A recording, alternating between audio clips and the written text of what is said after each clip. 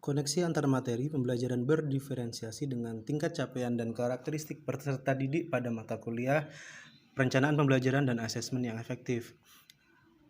Perencanaan pembelajaran melalui tahapan guru menjabarkan capaian pembelajaran menjadi tujuan pembelajaran, kemudian tujuan pembelajaran dituliskan dalam modul ajar, dan ini juga dikaitkan dengan alur tujuan pembelajaran.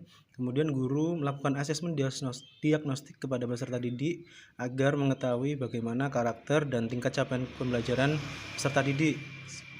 Ini berkaitan dengan beberapa aspek yang harus diperhatikan di slide berikutnya.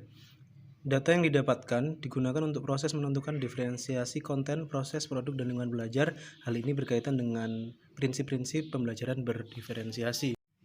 Pemetaan kebutuhan peserta didik ini adalah aspek-aspek yang harus diperhatikan. Kesiapan belajar yaitu berkaitan dengan tingkat kognitif dan pengalaman siswa.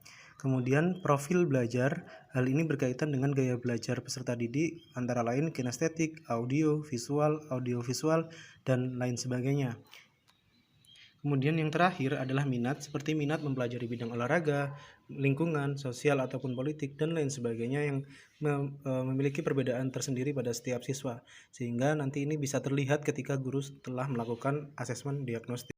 Aspek-aspek pembelajaran berdiferensiasi yang harus diperhatikan adalah aspek konten atau isi materi yang harus dibedakan atau yang harus didiferensiasikan berdasarkan tiga aspek atau tiga hal yang berkaitan dengan pemetaan karakteristik serta capaian belajar peserta didik. Kemudian proses ini berkaitan dengan proses pembelajaran, bisa disesuaikan tingkatannya ataupun tahapannya. Kemudian produk, hal ini berkaitan dengan produk yang harus dibuat oleh peserta didik dalam pembelajaran. Nah, ini sangat beragam dan bisa ditentukan berdasarkan minat dan gaya belajarnya. Kemudian lingkungan belajar yang disusun juga berkaitan dengan minat dan gaya belajar peserta didik. Profil belajar peserta didik seperti yang kinestetik membutuhkan lingkungan belajar yang cukup luas dan berbagai hal lain yang harus diperhatikan. Dengan pembelajaran berdiferensiasi yang memperhatikan pemetaan kebutuhan dan kesiapan serta capaian peserta didik, ini nanti mewujudkan proses pembelajaran yang student centered learning yang diterapkan dalam pembelajaran berdiferensiasi.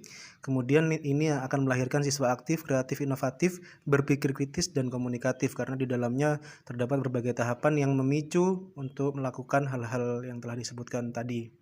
Jadi seperti itu koneksi antar materi, semoga bermanfaat, bisa di-share.